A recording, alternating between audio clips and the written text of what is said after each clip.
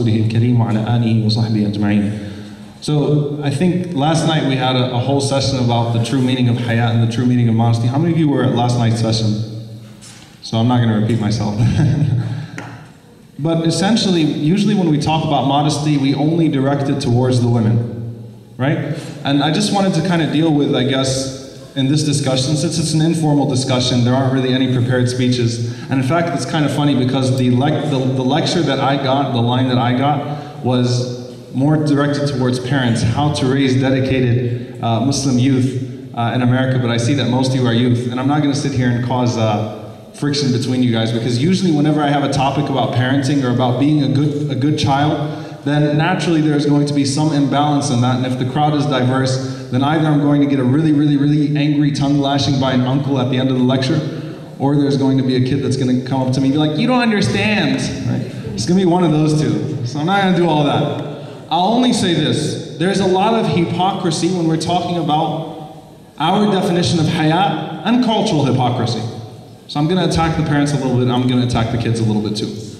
Two things here. Number one, the Allah in the masjid and the Allah in the MAS convention and the Allah in Ilm Fest is the same Allah outside of Ilm Fest.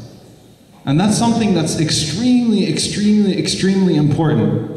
Okay? MashaAllah, I can tell the brothers in these conventions, MashaAllah, everyone's looking at their shoes, everyone's looking at each other, and I can see you guys stealing glances here and there and stuff like that. But for the most part, nobody's walking up to the sisters and having a detailed and long conversation with them, even if they know them from outside, you know, in school and whatever it is, or in family gatherings. No one is going up to sisters and talking and having these long conversations outside.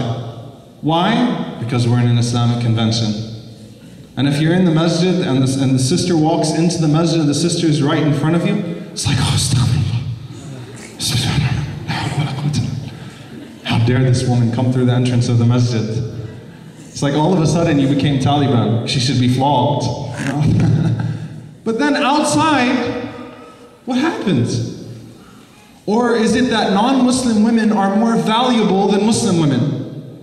That women outside, you know, that women that aren't Muslim, women that don't say La ilaha illallah, that don't care, you know, some, and I'm not saying all non-Muslim women don't respect themselves, but women who don't respect themselves are more valuable than the ones that do respect themselves. Right? So first and foremost, it's hitting that hypocrisy, and also sisters, mashallah, I know everyone, when you come to the masjid, everyone is Maryam alayhi salam.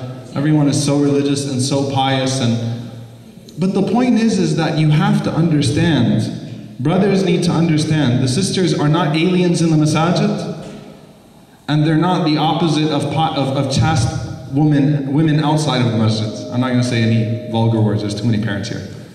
Right? But they're not this here and they're not that there. So first and foremost, it's hitting that cultural hypocrisy from our perspective. Secondly, there is a lot of hypocrisy that's embedded in our cultures, and okay, let me try to do this diplomatically. If you're telling your son or you're telling your daughter that you need to have Haya and it's not permissible for you to have a girlfriend, then I don't want you hanging out too much with that girl. But whenever the Eid Milan comes, or the Welcome Back Shaitan party comes, and everybody's hanging around and you're hugging that guy's, you know, his friend's mom and stuff like that, then you look hypocritical. And a lot of times we have to be careful, especially as parents, that we don't present our ideals in ways that are hypocritical. All right, and I'll give you one example, and this is maybe outside of the topic of Haya, but it still applies. And this is what I want you all to say. You know, at least you can draw your own analogies from this. One time I had a really good friend of mine who got caught selling drugs. And when he got out of prison, his dad brought him to me and stuff like that, and he's like, talk to him. And it was really awkward because it was a childhood friend, right? It's like, you know, talk to him and give him the magical touch, like the Holy Spirit that's going to make him religious all of a sudden and stuff like that, and explain to him why what he was doing was wrong. And while I'm talking to him, he goes, dude, Omar, hold on. Is selling alcohol not the same as selling weed? And his dad goes, wait, hold on. That's illegal. You're the one who went to jail, not me. Yeah, but isn't it just as haram? So because the law of the land says that this is legal and this is illegal, all of a sudden that makes you a better person than me? Right? So we need to avoid hypocrisy. And it's funny because a year later, the same guy brought his son, not recognizing priorities. You know, his son is on drugs and stuff like that, and he's sitting there and he's bringing his son to me to talk about music. And his son's like, Dad, you listen to Kulthum all day and all night. I've never heard Quran playing in your car. So what's the difference, right? So making sure we're not hypocritical whenever we present these things to our children is extremely important. But brothers and sisters, just know, you see the way you're acting now, mashallah, everyone is so civilized and everyone is keeping their distance. It should not change when you leave, right? And you shouldn't be extreme here and you shouldn't be extreme there. And the idea is that only brothers need to lower their gaze, right? But the Prophet ﷺ shattered that one too. When Abdullah ibn Maktoum radiallahu ta'ala anhu, who was a blind man, some of the sahabiyat were sitting with him. And the Prophet ﷺ came to him and he said, so what are you doing? What are you guys doing? He said, oh, he's blind. He can't see us anyway. So the Prophet ﷺ said, are you blind too? You see? So there's hypocrisy from that side. Then there's hypocrisy from the other side. Was there interaction between the Sahaba, the men and the women? Yes, there was. Were there women who went to the masjid to learn and who sought knowledge? Yes. And Islam does not forbid a woman from being assertive, because Aisha radiallahu ta'ala anha, trust me, she was aggressive, but her aggressiveness was a healthy aggressiveness, one that did not contradict her haya. And that's why she said, نِعْمَ النِّسَاء نِسَاء الْأَنصَارِ لَمْ يَمْنَعُهُنَّ الْحَيَاءَ أَن يَتَفَقَّهْنَ فِي الدِّينِ. The best women are the women of the Ansar because their sense of modesty did not stop them from learning the deen.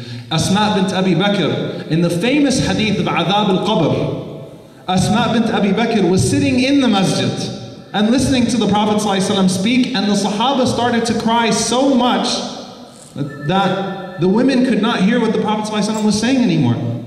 So after they finished, she went to the men, this is in Bukhari, saying to them, what was the Prophet ﷺ saying? She didn't go to him with her high heels and stuff like that and her convertible hijab and like walking over there like, hey, what was he saying up there? No, it was respectful. But we cannot be extreme outside and extreme inside. Finding that balance is extremely important, and not falling for the whole cultural hypocrisy that many of our parents fall into. And we ask Allah subhanahu wa ta'ala to forgive them and to guide them and to guide us, inshallah. Jazakumullah khair. Jazakumullah khair. Jad, you have any words?